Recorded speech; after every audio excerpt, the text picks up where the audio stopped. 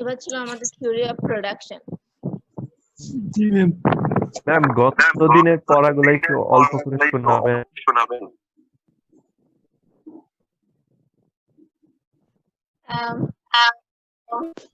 কিভাবে শোনাবো আমাকে একটু বলো। ম্যাম মানে টপিক গুলো বললেই হবে। রেকর্ডিংটা তো আমি শেয়ার করবো, কষ্ট করে করে নাও, কালেক্ট করে নাও, আর তা না হলে আমাকে অন্য টাইমে একটু ফোন দাও তুমি কষ্ট করে, আমি তোমাকে সব বলে দিই। আচ্ছা ম্যাম, থ্যাংক ইউ। আচ্ছা, আমাদের থার্ড চ্যাপ্টার হলো থিওরি অফ প্রোডাকশন। এখন হোয়াট ইজ প্রোডাকশন? প্রোডাকশন আমি মনে করো যে খুব বেশি কথা না বলে অল্পের মধ্যে চলে যায় নাকি? একটু ঠিক আছে হ্যাঁটা একটু বলো, তাহলে মনে করো যে মনে হবে যে না আমি একা একা কথা বলতেছি না, আমার সাথে আরো কেউ আছে। ঠিক আছে ম্যাম। আচ্ছা, তো সেই ক্ষেত্রে what is production? Production nothing, খুব ইজি জিনিস। It's a relation, basically technical relation between input and output. What is input? আমরা সবাই জানি যে ফ্যাক্টরস অফ প্রোডাকশন ফার্স্ট চ্যাপ্টারে যত সম্ভব পড়াইছি তোমাদেরকে, ফ্যাক্টরস অফ প্রোডাকশন সেগুলোই হলো input. And what is output? Output is something that is ready to consume.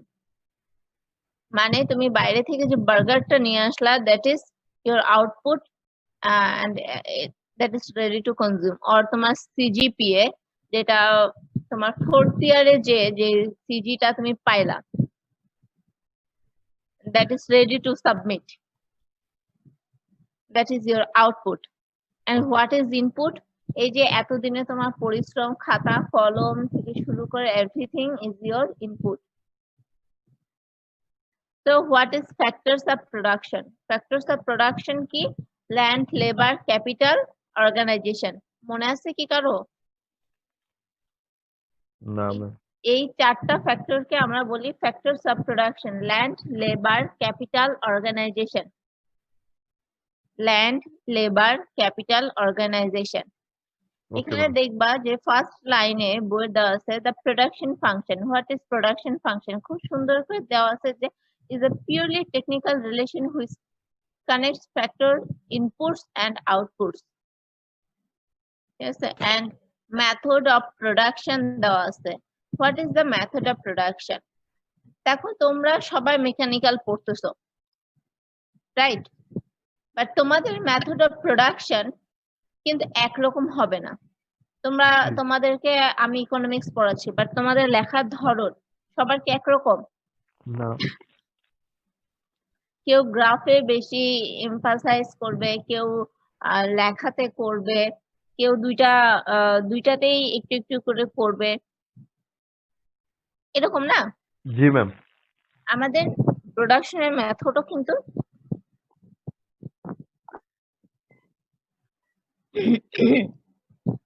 এরকমই।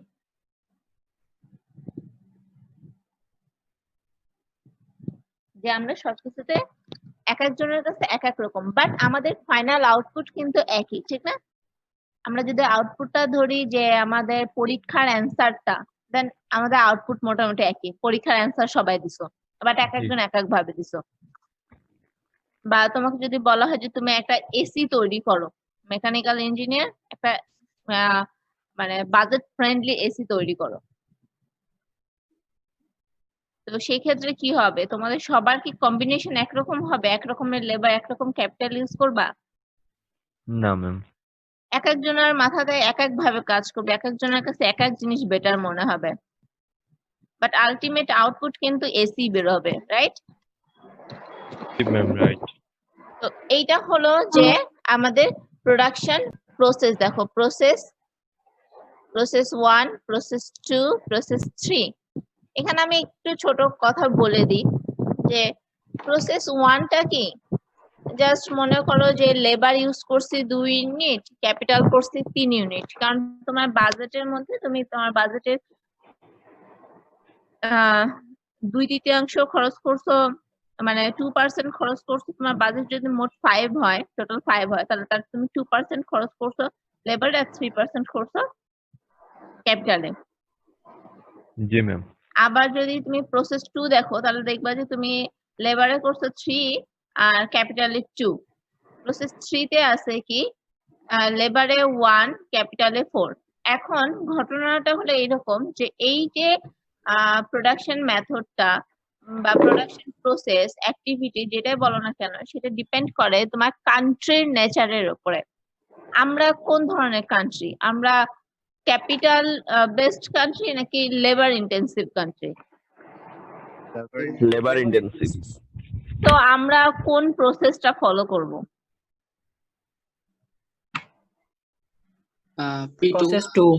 প্রসেস 2। আমাদের লেবার অ্যাভেলেবল, ক্যাপিটাল কম, তো আমরা কি করব? আমরা প্রসেস 2টা।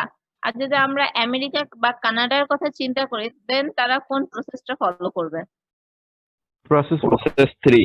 Process 3, right. এখন আমি প্রসেস 2 3 ইউজ করি আর 3 ইউজ করি, আমার কিন্তু প্রোডাকশন ওই একই। প্রোডাকশন কিন্তু আমার ওই একটা এসি। এখানে দেখো যে আমাদের গ্রাফের মাধ্যমে দেওয়া আছে সুন্দর করে 3টা line, P1 P2 P3, that is production line. Production line পেজটা একটু বড় করলে ভালো হবে। হ্যাঁ অবশ্যই, যা করলে ভালো হবে সেটা আমাকে বলবা। That is production line P1 P2 P3 এবং সবগুলার আউটপুট কিন্তু সেম। আমি যদি এই একটা কার্ভ ড্র করি তাহলে কার্ভটা এরকম হবে। এখন একটা মজা, বেশি স্টিপারের 2 তারপর যদি আমরা যে P3 কি flatter, P1 steeper, right? Steeper means ওইটা capital intensive production and flatter means that is labor intensive production.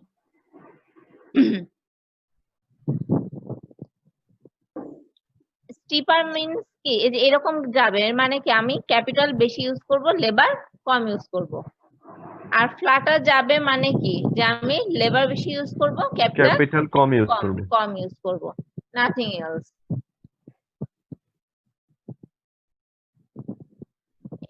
এইগুলোতে এই ধরনের কথা লেখা আছে। এখন আমরা যে প্রোডাকশনটা পাইলাম, এখানে আমরা একটা প্রোডাকশন লাইন পাইছি না এরকম?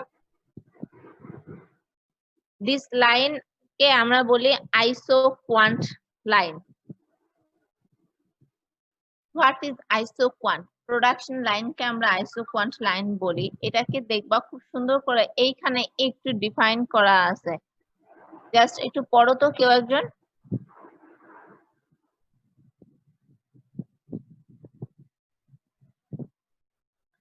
An isoquant includes is the locus of all technical efficient methods or all the combinations of factors of production for producing a given level of output. That means কি যে আইসোকোয়ান্টের মধ্যে অনেকগুলা প্রোডাকশন কম্বিনেশন থাকবে but তোমার আউটপুটটা same থাকবে। মানে তুমি প্রসেস 1 এও করতে পারো, প্রসেস 2 তেও করতে পারো, 3 4 5 6 তেও করতে পারো, বাট তোমার আউটপুট কিন্তু সেম থাকবে। সেটা কি থাকবে? একটা এসি। জি ম্যাম।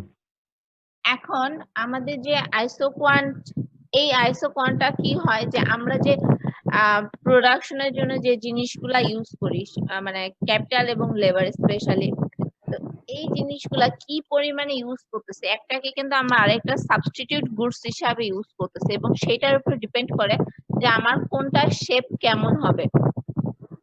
আইসোকোয়ান্টের শেপ এটা হলো গিয়ে ভ্যারি করে কিসের উপরে? এই যে দেখো যে শেপ ডিপেন্ডস অন কার উপর ডিপেন্ড করে? ডিগ্রি অফ, আমাদের ফ্যাক্টরস অফ প্রোডাকশনের সাবস্টিটিউটের উপরে, ডিগ্রির উপরে আমাদের কি করে? আমাদের ফ্যাক্টর, আমাদের আইসোকোয়ান্টের শেপটা ডিপেন্ড করে। যদি আমাদের আইসোকোয়ান্টের শেপ মানে 50-50% হয়, যে আমাদের টোটাল ক্যাপিটাল হলো যে তোমার মনে করো যে 5, তার মধ্যে আমি লেবারে ইউজ করব 2.5, ক্যাপিটাল করব 0.5 আমার বাজেট আমি এভাবেই অ্যালোকেট করলাম যে একদম 50-50%। তাহলে কি হবে, আমার আইসো কোয়ান্ট কিন্তু এরকম একটা শেপে চলে আসবে, লিনিয়ার কার্ভ হয়ে যাবে। That is why this is called linear isoquant curve, কারণ কি এখানে সাবস্টিটিউশনটা পারফেক্ট সাবস্টিটিউশনটা হয়।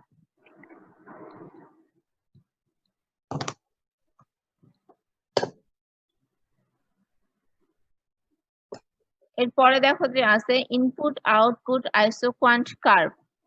এখানে কি সাবস্টিটিউশনের লেভেলটা হলো 0, যে কোনো একটা প্রোডাকশন, যে কোনো একটা কম্পোনেন্ট ইউজ করে আমরা প্রোডাকশন করব।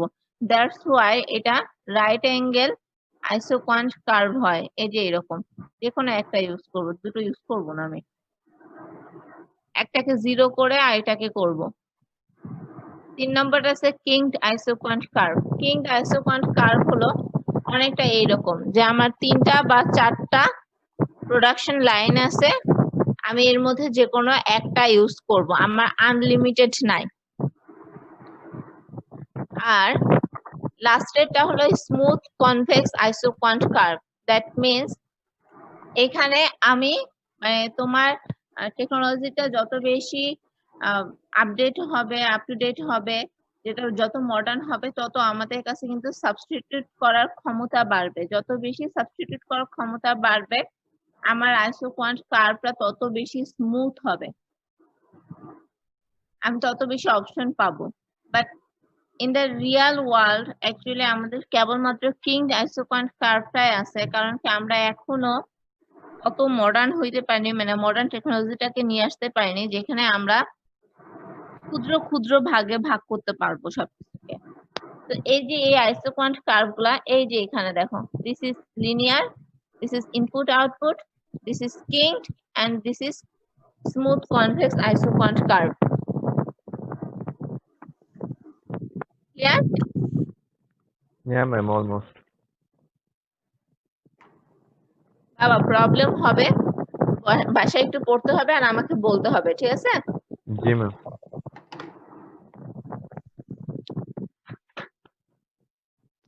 জি হ্যাঁ, আমি তো জানি না।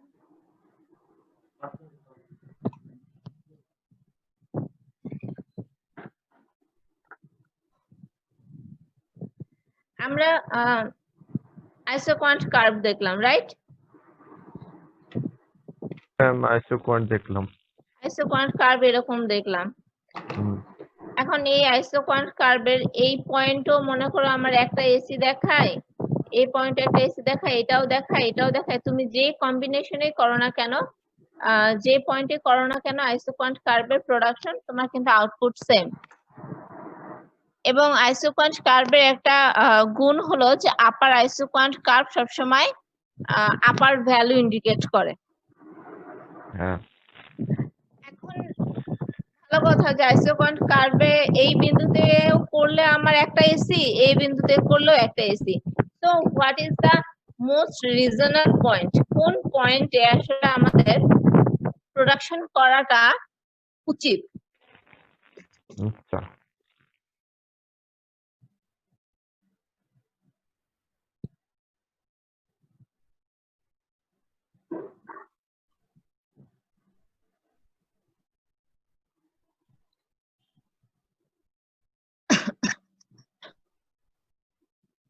কোন পয়েন্টে উচিত?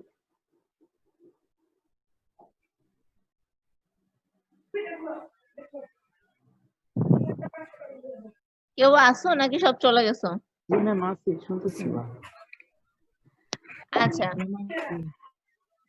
এখন আমাদের এই যে আইসো কোয়ান্ট কার্ভ, এই কার্ভটা কি, কার্ভের দুইটা জায়গাতে ট্রানজিশন পিরিয়ড আছে। একটা হলো গে স্টিপার হইতে হইতে এক জায়গাতে থেকে ফ্ল্যাটার হওয়া শুরু করে, আরেকটা জায়গাতে যে ফ্ল্যাটার থেকে আস্তে আস্তে কি করে প্যারালাল হওয়া শুরু করে।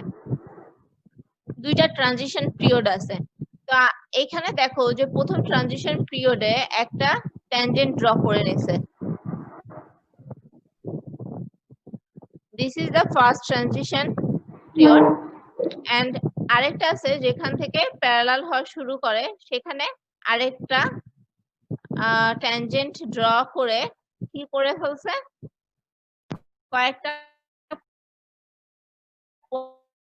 পয়েন্ট ড্র করে ফেলছে নাকি, A B C D E F. জি ম্যাম। এখন এ বি সি কে যোগ করার পর একটা লাইন পাইছে, সেই লাইনটা কি বলছে, আপার রিজ লাইন। এবং নিচের পয়েন্ট গুলাকে ডি ই এফ যোগ করার পর যে পয়েন্টটাকে পাইছে সেটাকে বলছে লোয়ার রিজ লাইন। জি ম্যাম। এবং এই আপার রিজ লাইন এবং লোয়ার রিজ লাইনের এর আগের পিছনের ঘটনাটা কি, মানে এই পোর্শনের অবস্থাটা কি, এই পোর্শনেও তো তোমার আউটপুট সেম, এই পোর্শনেও তো তোমার আউটপুট সেম যদি তুমি প্রোডাকশন করো।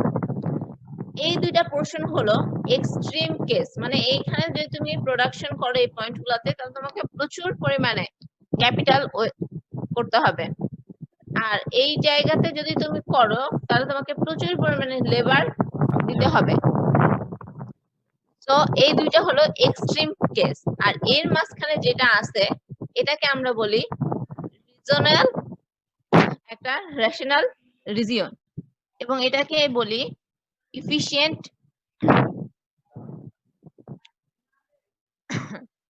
রিজিয়ন। মানে এখানে আপনার প্রোডাকশন করাটা সব থেকে সুবিধা। হ্যাঁ, এখানে প্রোডাকশন করাটা সবচেয়ে বেশি সুবিধা। এই জায়গাতে প্রোডাকশন করাকে আমরা বলি ইকোনমিক্যালি ইফিশিয়েন্ট, বা আমার এই জোনটাকে বলি ইফিশিয়েন্ট জোন। আমি আসলে তোমাকে নামটা দেখাতে যাচ্ছি, তো নামটা খুঁজে পাচ্ছি না।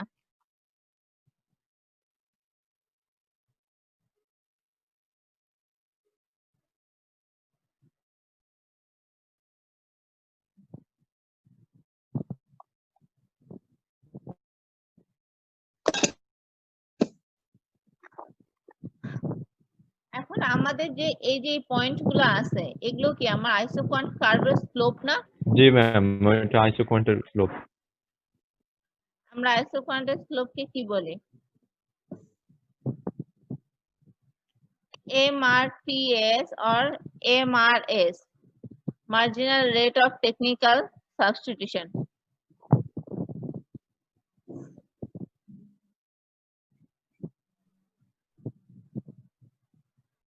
এই যে এই দুইটা হলো marginal rate of technical substitution. আমরা আইসোকোয়ান্টের স্লোপকে বলি marginal rate of technical substitution.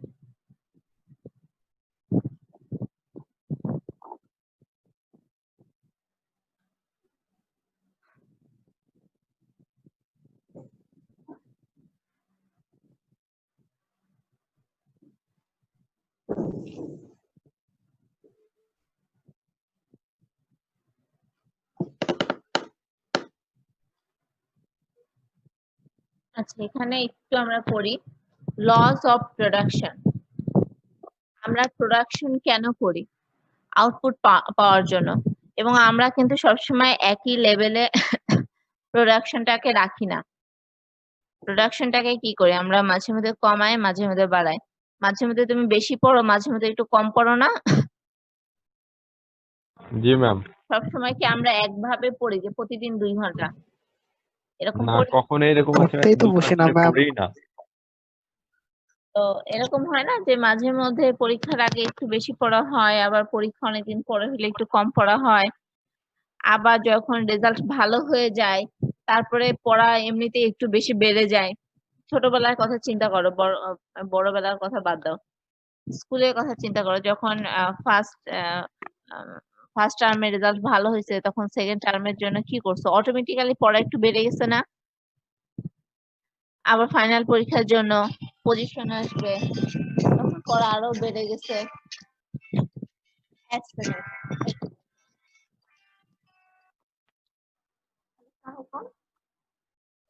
Result ভালো হলে তোমরা পড়াশোনা ছেড়ে দিই।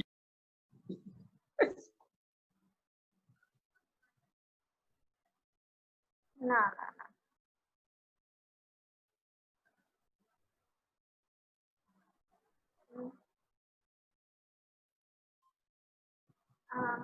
আচ্ছা বুঝতে পারছি। আম, আপনি কোন কণাতে যাচ্ছেন? না না না না না না না আমি ছিলাম। আচ্ছা, আমার বাসা আপনি যাকে ফোন দিচ্ছেন আমি সে না, আমি একটু কাজ করতেছি, আপনি ফোন দিন না।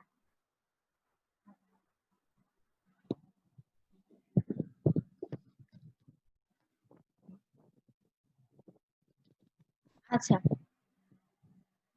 এখানে হলো যে আমরা প্রোডাকশনটা করি, আমরা একটা লেভেলে প্রোডাকশন করি। আমরা যদি এগ্রিকালচারটাকে ধরি তাহলে এগ্রিকালচারটা হবে আমাদের বেস্ট এক্সাম্পল।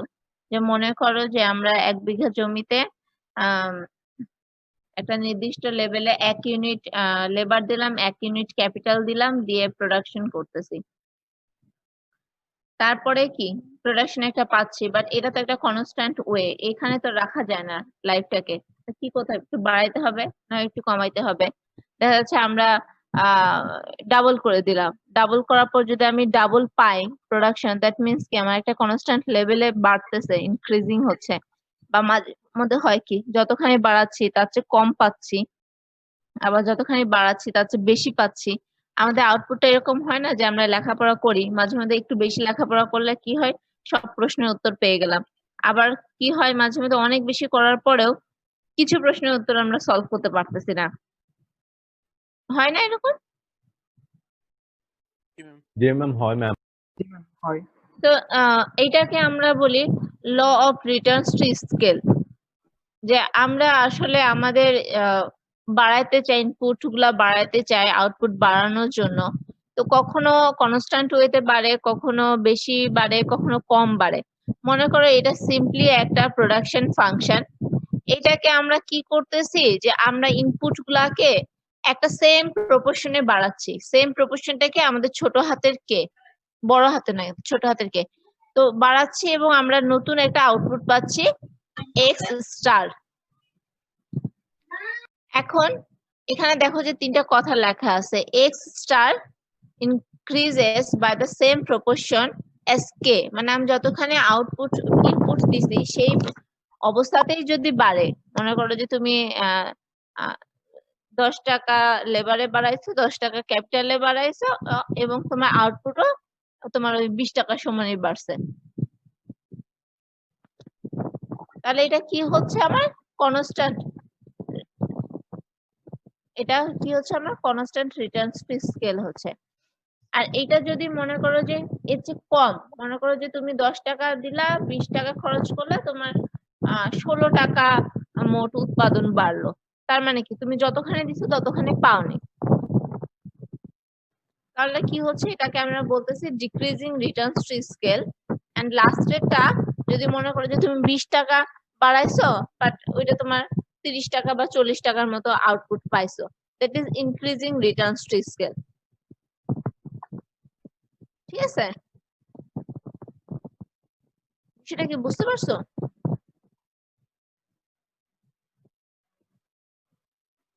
জি ম্যাডাম। এটা খুবই ইজি একটা জিনিস।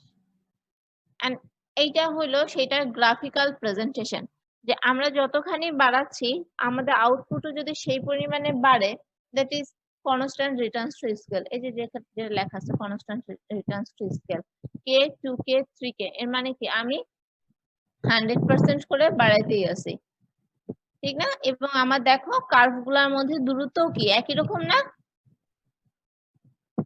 এবং এখানে দেখো দুটো লাইন আছে, এটা একটা লাইন আছে, এটাকে যদি আমরা P1 ধরি, এটাকে ধরবো P2, মানে প্রোডাকশন লাইন একটা, দুটো প্রোডাকশন লাইন। এবং আমরা কার সাথে দেখছি, ক্যাপিটাল ইন্টেন্সিভ প্রোডাকশন লাইন থেকে কিন্তু আমরা হলো যে আমাদের দাগগুলা কাটছি, মেন দাগগুলো আমরা কিন্তু লেবার ইন্টেন্সিভেও করতে পারতাম, P2 তেও করতে পারতাম, বাট P1 এ করছি। কেন করছি?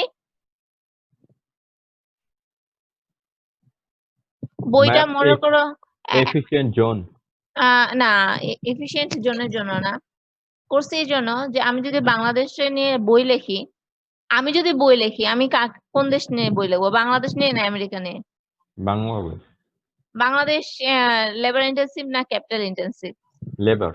তাহলে আমি P1 এ যাব না P2 তে যাব? কিছুতে। বই লিখছে আমেরিকার রাইটার, সে কই যাবে? P1 P1 A, that's why তার সব কার্ভ P1 এ কাটা।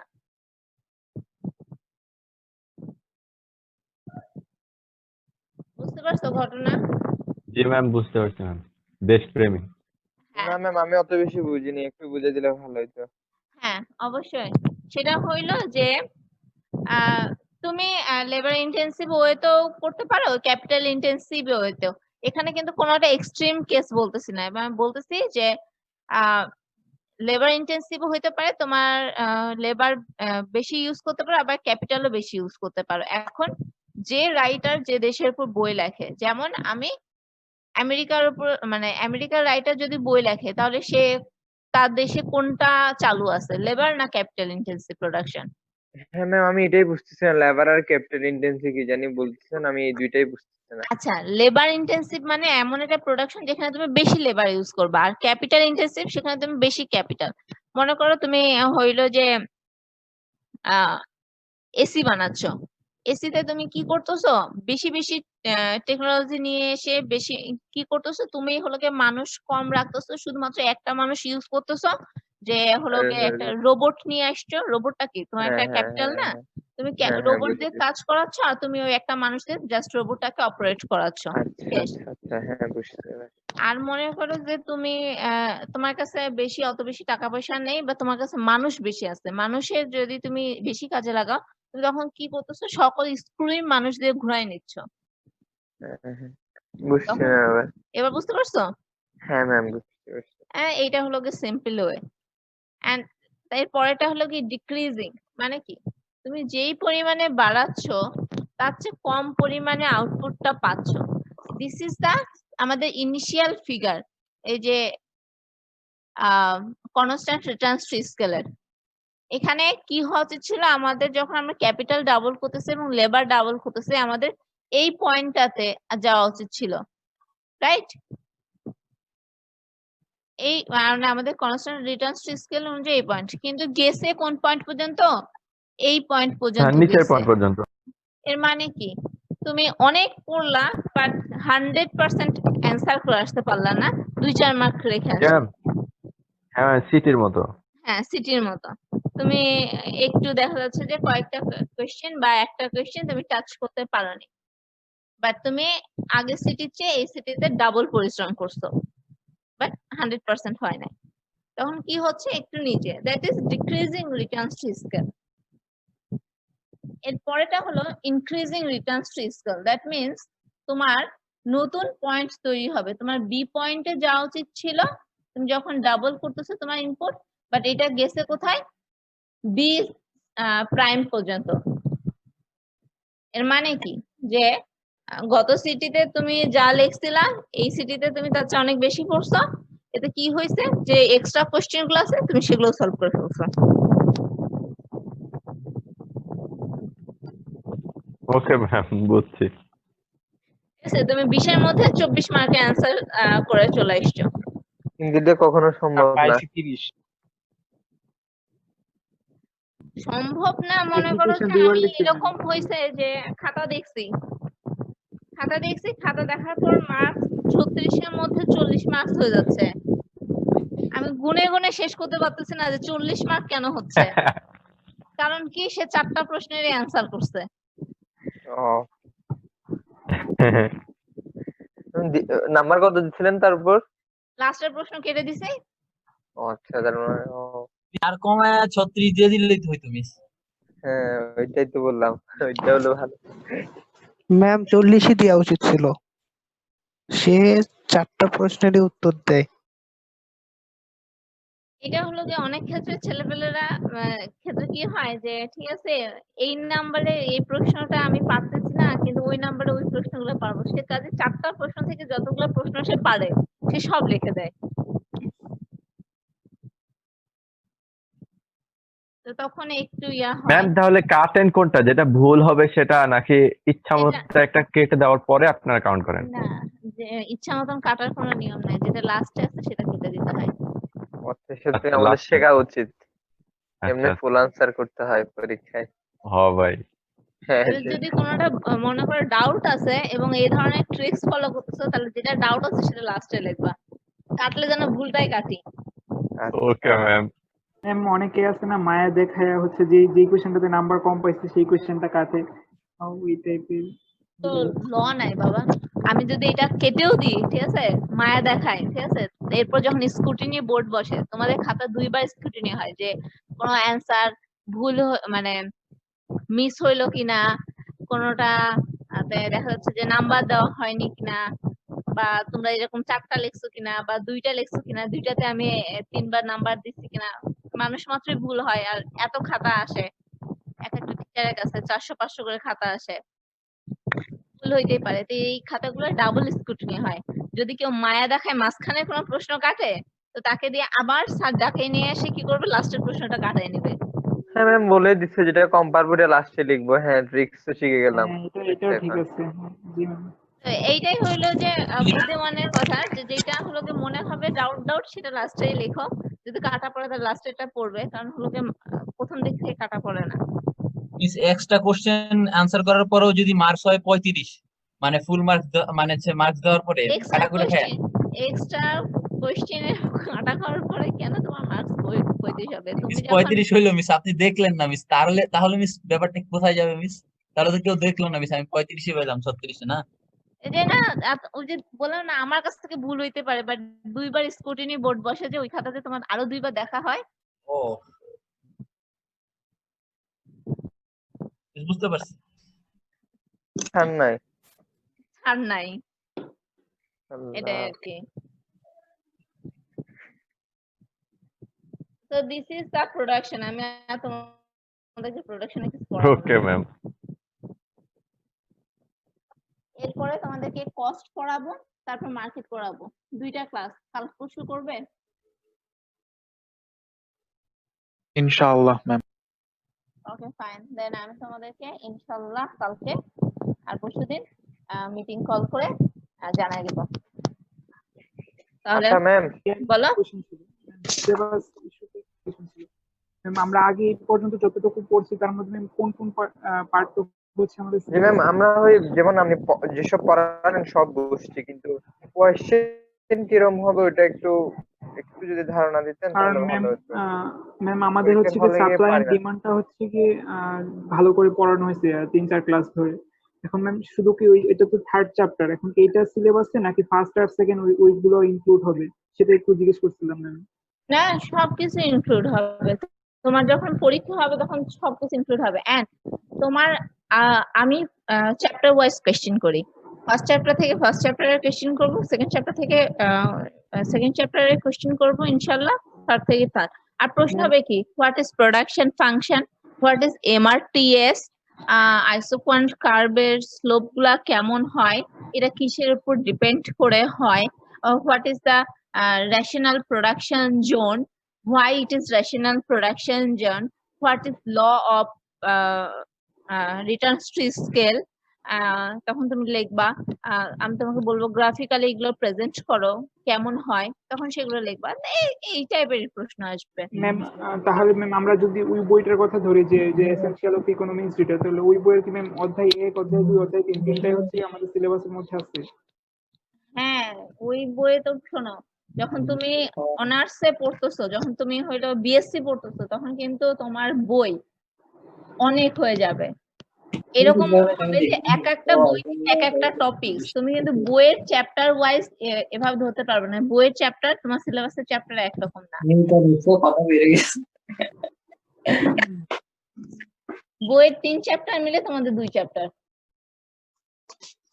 তো তাহলে ম্যাম ওই বইয়ের তো শুধু প্রথম 3টা চ্যাপ্টারই আমাদের মানে আমরা আমরা পড়বো, আর বাকি কোনো অবস্থা নতুন না, তাই না ম্যাম? হ্যাঁ, না বাকিগুলো না, বাকিগুলো এখান থেকে যখন যে চ্যাপ্টার থেকে যে বই থেকে যে চ্যাপ্টার পড়াবো আমি সাথে সাথে সাপ্লিমেন্ট দিয়ে দিব। জি ম্যাম। ঠিক আছে। তাহলে ম্যাম এই বই থেকে ম্যাম কোন চ্যাপ্টারটা, থিওরি অফ প্রোডাকশন এটা? হ্যাঁ, এই বই থেকে থিওরি অফ প্রোডাকশন পড়াবো, মার্কেট কস্ট পড়াবো, মার্কেট পড়াবো। কারণ কি এইটা খুব স্ট্যান্ডার্ড একটা বই, খুব স্ট্যান্ডার্ড একটা বই। এই বইটা আমার খুব পছন্দ, কারণ বইটা খুবই স্ট্যান্ডার্ড, এবং এই বই থেকে পড়াবো। জি ম্যাম। আচ্ছা, তাহলে কি তাহলে শেয়ারিংটা বন্ধ করব? ম্যাম আরেকটা লাস্ট কোশ্চেন, হ্যাঁ, সেটা হচ্ছে ma'am, অবশ্যই। তাহলে ওই বইয়ের 3 চ্যাপ্টার আর এই বই থেকে যতটুকু পড়াবেন এই জিনিসগুলো হচ্ছে আমাদের ইয়ার ফাইনাল সিলেবাসে থাকবে। হ্যাঁ, হ্যাঁ। ম্যাম এই বইটা দেবেন না এই আমাদের? বইটা উৎসকে আমি মেল করে দিছি, উৎস ma'am, ড্রাইভে দেওয়া চলে গেছে এবং হ্যাঁ, হ্যাঁ, এই তো পাইছি। উৎস এবার সবার সাথে শেয়ার করে দেবে। হ্যাঁ আছে, হোয়াটসঅ্যাপে মমতাহিনা কি জানি দিল 11 পৃষ্ঠার কি, পুরো 50-60 MB সাইজের এত বড় বড় বই। না ওই যে ওটা 4 পেজের, ওটা 4 পেজের, হ্যাঁ, ওটা কালকে এই বইয়েরই আচ্ছা। পার্ট। ওকে, আমি তোমাদেরকে একটা কথা বলি, আলামিনের কাছে আমি আরেকটা বই দিছি, বুঝছো? ওই আচ্ছা, বইটাতে আচ্ছা। কি এই যে জিনিসগুলো তোমাদেরকে পড়াইলাম না, হুম। ওই বইতেও এই জিনিসগুলাই আছে। এখন যেটা কথা, যে বইটা খুবই স্ট্যান্ডার্ড আমেরিকান রাইটারের লেখা, খুব ভালো, বাট ল্যাঙ্গুয়েজটা তোমাদের কাছে একটু কঠিন লাগতে পারে, কারণ কি তোমরা কেবল বিএসসি শুরু করলা। আর যে বইটা দিছি আলামিনের কাছে সেটা হলো ইন্ডিয়ান রাইটারের লেখা, একই কথা লেখা আছে, বাট ল্যাঙ্গুয়েজটা রিলেটিভলি ইজি। কাজে তোমাদের যদি এই বইটা দেখে পড়তে কোথাও কষ্ট হয়, যে হ্যাঁ ল্যাঙ্গুয়েজটা আমার কাছে একটু কঠিন লাগতেছে, তাহলে তুমি ওই বই দেখেও পড়তে পারো। ল্যাঙ্গুয়েজটা ওই বইয়ের রিলেটিভলি সোজা আছে, কারণ কি তোমার লিটারেচারের উপরে কিন্তু তোমার মার্কসটা ডিপেন্ড করে, কারণ তুমি বই পড়লে তোমার লিটারেচারটা সুন্দর হবে, এজন্যই দিছি। তাহলে যে আপনি কষ্ট করে মিস একটা নতুন করে বই লেখেন, মিস একটা বই পড়লে যেতে হয় মিস, এতগুলো বই যেতে না লাগে। দোয়া করো ওইটাও ঠিক। হ্যাঁ। ম্যাডাম যেন এতখানি যোগ্যতা অর্জন করতে পারে, যেন তোমাদের মতন বাচ্চা কাচ্চা যারা এত মেধাবী তাদের জন্য যেন আমি ওই রকম স্ট্যান্ডার্ড একটা বই তৈরি করতে পারি, যেটা ইনশাআল্লাহ আমরা তো পাবো না, আমাদের জুনিয়ররা পাবে। তারপরেও ম্যাম লিখছে এটা ম্যাম অনেক। চাইলে তো আপনার আমার বই পড়াবো না 2-3 ম্যাম। বছরের ভিতরে হয়ে যেতে পারে। পড়বো ম্যাম, আমরা কি পড়বি তো, না, আমাদের তো আর ইকোনমিক্স কোর্স নাই। কোর্স নাই তো পড়তে পারবি না বই। তো এমনি আচ্ছা, নিয়ে তোমাদেরকে পড়বে। একটা হ্যাঁ কথা সেটাই। বলি, ফল খাওয়ার আশা করলে কখনো গাছ লাগানো যায় না, এই বুঝছো? তো এটাই। ফল খাওয়ার আশা করলে কখনো কেউ গাছ লাগাইতে পারে না। তো তুমি উইশ করো যেন তোমার জুনিয়ররা, মানে যে ডিফিকাল্টিস গুলো তোমরা ফেস করতেছো, তোমাদের জুনিয়ররা যেন ফেস না করে। আমরাও নিজেদেরকে প্রত্যেকদিন আরো বেশি মডার্ন করার চেষ্টা করতেছি, যেন এই যে তোমাদের মেন্টালিটির সাথে তোমাদের ডিমান্ডের সাথে যেন আমাদের সাপ্লাইটা ম্যাচ করে, যেন আমরা একটা ব্যালেন্স ইকুইলিব্রিয়াম পজিশনে যাইতে পারি। ঠিক আছে? তো এটা আমাদের সবার চেষ্টা আছে। আমাদের যে জিএনপি এন্ড ন্যাশনাল ইনকাম ওই পার্ট, এখন মনে করো যে এগুলোর পরে যদি আমার পক্ষে সম্ভব হয়, সেরকম সময় থাকে, তাহলে ওখান থেকে একটু দেখায় দেব। আমার তো পড়াইতে কোনো সমস্যা নাই। ম্যাম এই পেজগুলোতে যে এত ফর্মুলা দেখা না যাচ্ছে, হলে কি ওটা এগুলা বাদ কি যাবে? পড়তে হবে? আচ্ছা, না তোমাদেরকে যে ফর্মুলা গুলো আমি দেখাই দিচ্ছি তার বাইরে কিছু করতে হবে না। বইয়ে সবকিছু ইন ডিটেলস থাকে। যদি তুমি পিওর ইকোনমিক্স এর স্টুডেন্ট হতে, তাহলে আমি তোমাকে এগুলো ইন ডিটেলস করাইতাম। ম্যাম ক্লাসের রেকর্ডিংটা ম্যাম জারিফকে দিয়ে দিয়েন ম্যাম। আমি উৎসর সাথে আছি মেলে, তো আমি উৎসকে সেন্ড করে দেবো, উৎসটা ফরওয়ার্ড করে দেবে। জি ম্যাম, থ্যাংক ইউ ম্যাম। আচ্ছা, তাহলে সবাই ভালো থাকো।